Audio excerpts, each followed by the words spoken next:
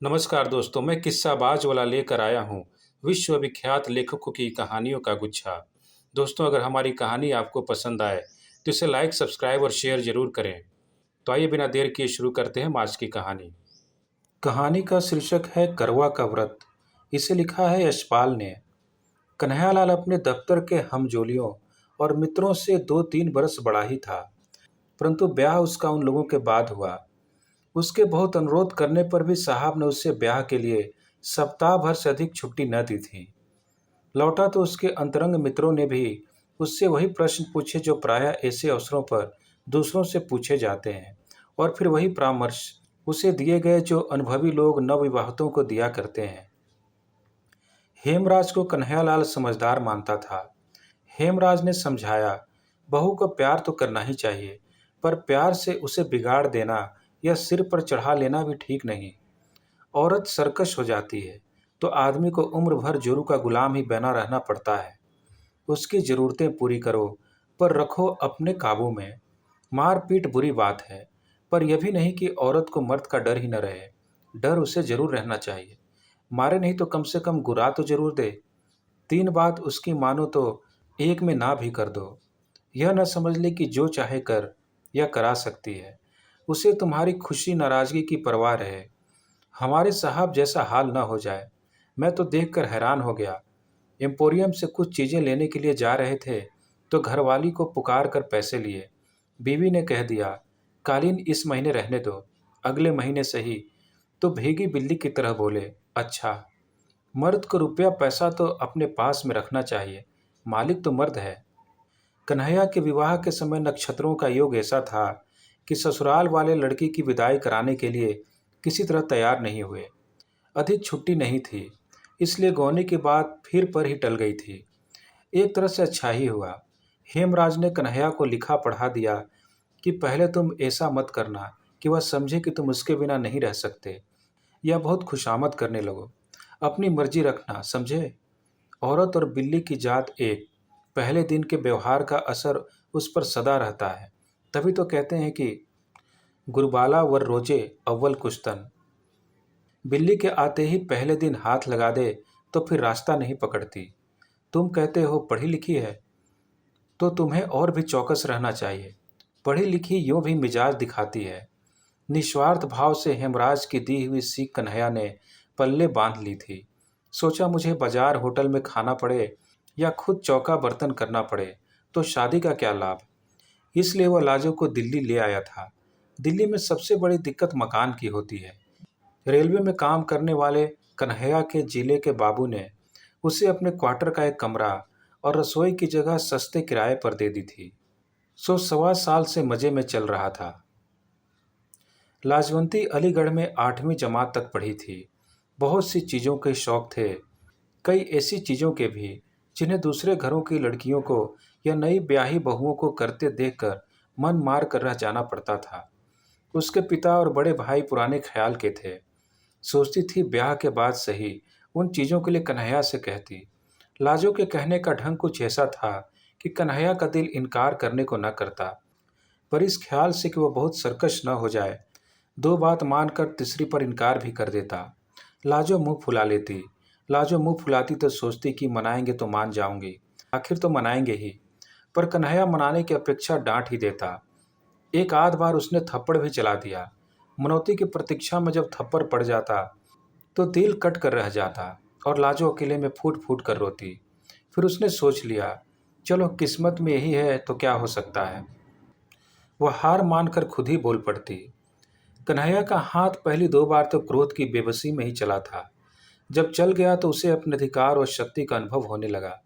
अपनी शक्ति अनुभव करने के नशे से बड़ा नशा दूसरा कौन होगा। इस नशे में राजा देश परदेश समेटते जाते थे, जमींदार गांव पर गांव और सेठ मिल और बैंक खरीदते चले जाते थे। इस नशे की सीमा नहीं। यह चस्का पड़ा तो कन्हैया के हाथ उतना क्रोध आने की प्रतीक्षा किए बिना भी चल जाते। मार से लाजो को शारीरिक पीड़ा तो होती ही थी, पर उससे अधिक होती थी अपमान की पीड़ा। ऐसा होने पर वह कई दिनों के लिए उदास हो जाती। घर का सब काम करती, बुलाने पर उत्तर भी देती, इच्छा न होने पर भी कन्हैया की इच्छा का विरोध न करती, पर मन ही मन सोचती रहती, इससे तो अच्छा है मर जाऊं और फिर समय की पीड़ा को कम कर देता। जीवन था तो हंसने और खुश होने की इच्छा भी फूट ही पड़ती और लाजो हंसने लगती। सोच यह लिया था कि मेरा पति है, जैसा भी है मेरे लिए ही तो यही सब कुछ है। जैसे यह चाहता है मैं वैसे ही चलूं। लाजो के सब तरह अधीन हो जाने पर भी कन्हैया की तेजी बढ़ती ही जा रही थी। वह जितनी अधिक बेपरवाही और स्वच्छंदता लाजो के प्रति दिखा सकता, अपने मन में उसे उतना ही अधिक अपनी समझने और प्यार का संतोष पाता। क्वार के अंत में पड़ोस की स्त्रियां करवा चौथ के व्रत की बात करने लगीं। एक दूसरे को बता रही थीं कि उनके मायके से करवे में क्या आया। पहले बरस लाजो का भाई आकर करवा दे गया था। इस बरस भी वह प्रतीक्षा में थी। जिनके मायके शहर से दूर थे, उनके यहाँ मायके से रुपए आ गए थे। कन्हैया अपनी चिट्ठी पत्री दफ्तर के पते से ही मंगाता था। दफ्तर से आकर उसने बताया, तुम्हारे भाई ने करवे के 2 रुपए भेजे हैं। करवे के रुपए आ जाने से ही लाजो को संतोष हो गया। सोचा, भैया इतनी दूर कैसे आते। कन्हैया दफ्तर जा रहा था तो उसने अभिमान से गर्दन कंधे पर टेढ़ी कर और लाड़ के स्वर में याद दिलाया, हमारे लिए सरघी में क्या क्या लाओगे। और लाजो ने ऐसे अवसर पर लाई जाने वाली चीजें याद दिला दी। लाजो पड़ोस में कह आई कि उसने भी सरघी सामान मंगाया है। करवा चौथ का व्रत भला कौन हिंदू स्त्री नहीं करती। जन्म जन्म यही पति मिले, इसलिए दूसरे व्रतों की परवाह न करने वाली पढ़ी लिखी स्त्रियां भी इस व्रत की उपेक्षा नहीं कर सकती। अवसर की बात, उस दिन कन्हैया लंच की छुट्टी में साथियों के साथ कुछ ऐसे काबू में आ गया कि 3.25 रुपए खर्च हो गए। वह लाजो को बताया, सरघी का सामान घर नहीं ला सका। कन्हैया खाली हाथ घर लौटा तो लाजो का मन बुझ गया। उसने गम खाना सीख कर उठना छोड़ दिया था, परंतु उस सांझ मुंह लटक ही गया। आंसू पोंछ लिए और बिना बोले बर्तन चौके के काम में लग गई। रात के भोजन के समय कन्हैया ने देखा कि लाजो मुंह सुजाए है, बोल ही नहीं रही है। तो अपनी भूल कबूल कर उसने मनाने या कोई और प्रबंध करने का आश्वासन देने के बजाय उसने उसे डांट दिया। लाजो का मन और भी बिंध गया। कुछ ऐसा ख्याल आने लगा, इन्हीं के लिए तो व्रत कर रही हूँ और यही ऐसी रुखाई दिखा रहे हैं। मैं व्रत कर रही हूँ कि अगले जन्म में भी इनसे ही ब्याह हो, और मैं सुहा नहीं रही हूँ। अपनी उपेक्षा और निरादर से भी रोना आ गया। कुछ खाते न बना, ऐसे ही सो गई। तड़के पड़ोस में रोज की अपेक्षा जल्दी ही बर्तन भांडे खटकने की आवाज आने लगी। लाजो को याद आने लगा, शांति बता रही थी कि उसके बाबू सरघी के लिए फेनियां लाए हैं। तार वाले बाबू की घरवाली ने बताया था कि खोए की मिठाई लाए हैं। लाजो ने सोचा, उन मर्दों को ख्याल है न कि हमारी बहू हमारे लिए व्रत कर रही है, इन्हें जरा भी ख्याल नहीं। लाजो का मन इतना खिन्न हो गया कि सरघी में उसने कुछ भी न खाया। न खाने पर भी पति का नाम का व्रत कैसे न रखती।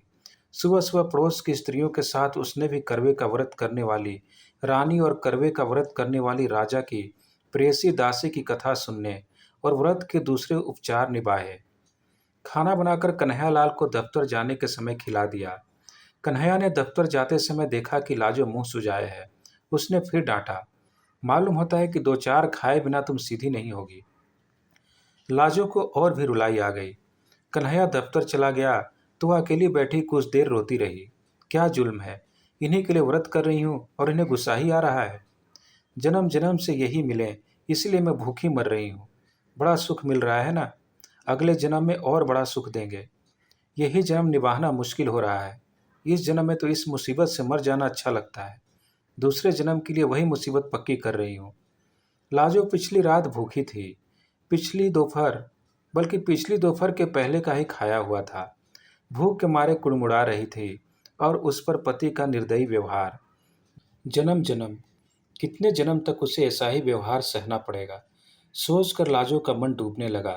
सिर में दर्द होने लगा तो वह धोती के आंचल से सिर बांधकर खाट पर लेटने लगी तो झिझक गई। करवे के दिन बांध पर नहीं लेटा या बैठा जाता। वह दीवार के साथ फर्श पर ही लेटी रही। लाजो को पड़ोसियों की पुकार सुनाई दी। वे उसे बुलाने आई थीं। करवा चौथ का व्रत होने के कारण सभी स्त्रियां उपवास करके प्रसन्न थीं। आज करवे के कारण नित्य की तरह दोपहर के समय सीने पिरोने, काढ़े बुनने का काम किया नहीं जा सकता था।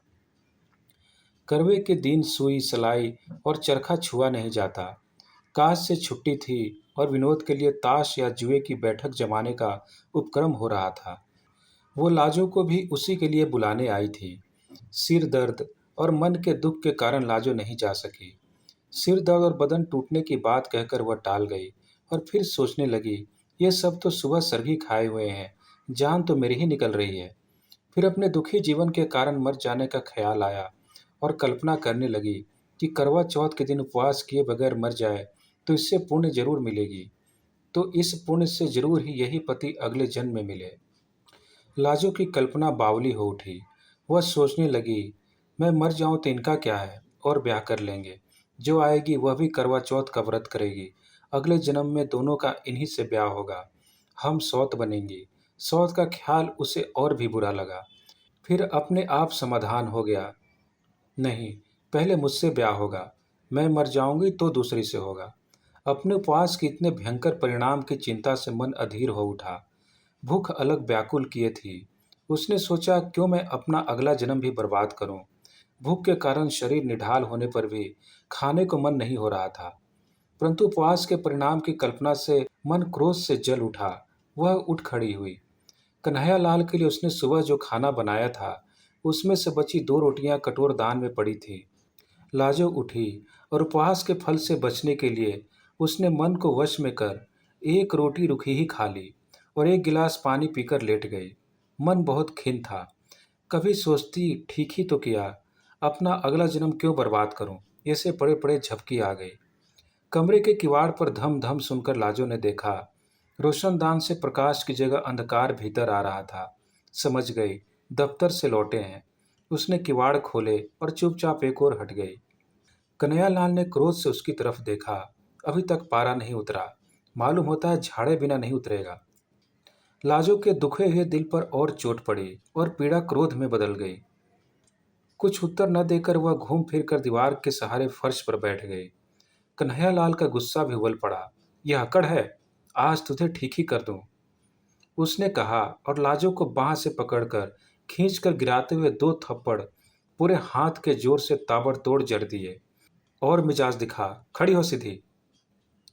लाजो का क्रोध भी सीमा पार कर चुका था। खींचे जाने पर भी फर्श से उठी नहीं और मार खाने के लिए तैयार हो उसने चिल्लाकर कहा, मार ले, जान से मार डाल। पीछा छूटे, आज ही तो मारेगा। मैंने कौन व्रत रखा है तेरे लिए जो जन्म जन्म मार खाऊंगी। मार, मार डाल। कन्हैयालाल का लात मारने के लिए उठा पांव अधर में ही रुक गया। लाजो का हाथ उसके हाथ से छूट गया। वह स्तब्ध रह गया। मुंह में आई गाली भी मुंह में ही रह गई। इससे जान पड़ा कि अंधेरे में कुत्ते के धोखे जिस जानवर को मार बैठा था उसकी गुर्राहट से जाना कि वह शेर था। यह लाजो को डांट और मार सकने का अधिकार एक भ्रम ही था। कुछ क्षण वह हाँफता हुआ खड़ा सोचता रहा, फिर खाट पर बैठकर चिंता में डूब गया। लाजो फर्श पर पड़ी रो रही थी और उस ओर देखने का साहस कन्हैयालाल को न हो रहा था। वह उठा और बाहर चला गया। लाजो फर्श पर पड़ी फूट फूट कर रोती रही। जब घंटे भर रो चुकी तो उठी।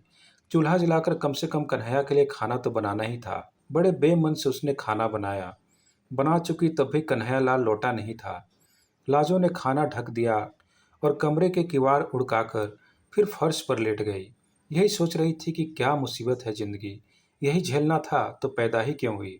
मैंने क्या किया था जो मारने लगे। किवाड़ों के खुलने का शब्द सुनाई दिया। वह उठने के लिए आंसुओं से भीगे चेहरे को आंचल से पोंछने लगी। कन्हैयालाल के आते ही एक नज़र उसकी ओर डाली। उसे पुकारे बिना ही वह अंदर दीवार के साथ बिछी चरपाई पर चुपचाप बैठ गया। कन्हैयालाल का ऐसे चुप बैठ जाना नई बात थी, पर लाजो गुस्से में कुछ न बोल रसोई में चली गई। आसन डाल, थाली कटोरी रख, खाना परोस दिया और लोटे में पानी लेकर हाथ धुलाने के लिए खड़ी थी। जब 5 मिनट हो गए और कन्हैयालाल नहीं आया तो उसे पुकारना ही पड़ा। खाना परस दिया है। कन्हैयालाल आया तो हाथ नल से धोकर झाड़ते हुए भीतर आया। अब तक हाथ धुलाने के लिए लाजो ही उठकर पानी देती थी। कन्हैया 2 ही रोटी खाकर उठ गया। लाजो और जोर देने लगी तो उसने कह दिया, और नहीं चाहिए। कन्हैयालाल खाकर उठा तो रोज की तरह हाथ धुलाने के लिए न कहकर नल की ओर चला गया।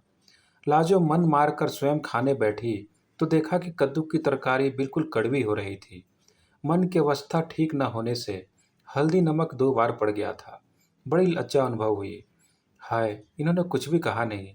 यह तो जरा कम ज्यादा होने पर डांट देते थे। लाजो से दुख में खाया भी नहीं गया।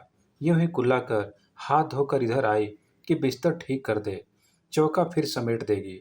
देखा तो कन्हैयालाल स्वयं ही बिस्तर झाड़कर बिछा रहा था। लाजो जिस दिन से इस घर में आई थी ऐसा कभी न हुआ था।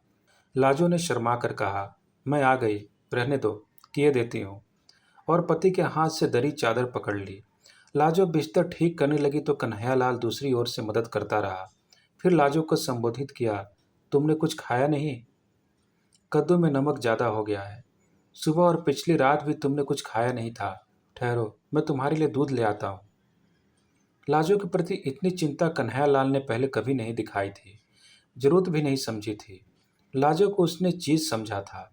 आज वह ऐसे बात कर रहा था जैसे लाजो भी इंसान हो, उसका भी ख्याल किया जाना चाहिए। लाजो को शर्म तो आ ही रही थी, पर अच्छा भी लग रहा था। उसी रात से कन्हैयालाल के व्यवहार में एक नरमी सी आ गई। कड़े बोल की बात तो क्या, बल्कि एक झिझक सी हर बात में, जैसे लाजो के किसी बात का बुरा मान जाने की या नाराज हो जाने की आशंका हो। कोई काम अधूरा देखता तो स्वयं करने लगता। लाजो को मलेरिया बुखार आ गया तो उसने उससे चौके के समीप नहीं जाने दिया। बर्तन भी खुद साफ कर लिए। कई दिन तो लाजो को बड़ी उलझन और शर्म महसूस हुई, पर फिर पति पर और अधिक प्यार आने लगा। जहां तक बन पड़ता घर का काम उसे नहीं करने देती। यह काम करते मर्द अच्छे नहीं लगते। उन लोगों का जीवन कुछ दूसरी तरह का ही हो गया। लाजो खाने के लिए पुकारती तो कन्हैया जिद करता, तुम सब बना लो, फिर एक साथ बैठकर खाएंगे। कन्हैया पहले कोई पत्रिका या पुस्तक लाता था तो अकेला मन ही मन पढ़ा करता था। अब लाजो को सुनाकर पढ़ता या खुद सुन लेता। यह भी पूछ लेता, तुम्हें नींद तो नहीं आ रही? साल बीतते मालूम न हुआ। फिर करवा चौथ का व्रत आ गया। जाने क्यों लाजो के भाई का मनी ऑर्डर करवे के लिए न पहुंचा था। करवा चौथ के पहले दिन कन्हैयालाल दफ्तर जा रहा था। लाजो ने खीनता और लज्जा से कहा, भैया करवा भेजना शायद भूल गए। कन्हैयालाल ने सांत्वना के स्वर में कहा, तो क्या हुआ, उन्होंने जरूर भेजा होगा। डाक खाने वालों का हाल आजकल बुरा है। शायद आज आ जाए या 2 दिन बाद। डाक खाने वाले आजकल मनी ऑर्डर के 15-15 दिन लगा देते हैं। तुम व्रत उपवास के झगड़े में मत पड़ना, तबीयत खराब हो जाती है। यूँ कुछ मंगाना ही है तो बता दो, लेते आएंगे। पर पर व्रत उपवास से होता क्या है? सब ढकोसले हैं। वाह, यह कैसे हो सकता है? हम तो जरूर रखेंगे व्रत। भैया ने करवा नहीं भेजा न सही, बात तो व्रत की है, करवे की थोड़ी ही। लाजो ने बेपरवाही से कहा। संध्या समय कन्हैयालाल आया तो रुमाल में बंधी छोटी गांठ लाजो को थमाकर बोला, लो फेनी तो मैं ले आया हूँ, पर व्रत व्रत के झगड़े में नहीं पड़ना। लाजो ने मुस्कुराकर रुमाल लेकर अलमारी में रख दिया। अगले दिन लाजो ने समय पर खाना तैयार करके कन्हैया को रसोई से पुकारा, आओ खाना परस दिया है। कन्हैया ने जाकर देखा, खाना एक ही आदमी के लिए परोसा था। और तुम? उसने लाजो की ओर देखा। वाह, मेरा तो व्रत है, सुबह सरगी भी खा ली, तुम अभी सो ही रहे थे। लाजो ने मुस्कुराकर प्यार से बताया। यह बात तो हमारा भी व्रत रहा, आसन से उठते हुए कन्हैयालाल ने कहा। लाजो ने पति का हाथ पकड़कर रोकते हुए समझाया, क्या पागल हो, कई मर्द भी करवा चौथ का व्रत रखते हैं। तुमने सरगी कहाँ खाई? नहीं नहीं, यह कैसे हो सकता है? कन्हैया नहीं माना। तुम्हें अगले जन्म में मेरी जरूरत है तो क्या मुझे तुम्हारी नहीं है? या तुम भी व्रत न रखो आज? लाजो पति की ओर कातर आंखों से देखती हार मान गई। पति के उपासे दफ्तर जाने पर उसका हृदय गर्व से फूला नहीं समा रहा था। धन्यवाद।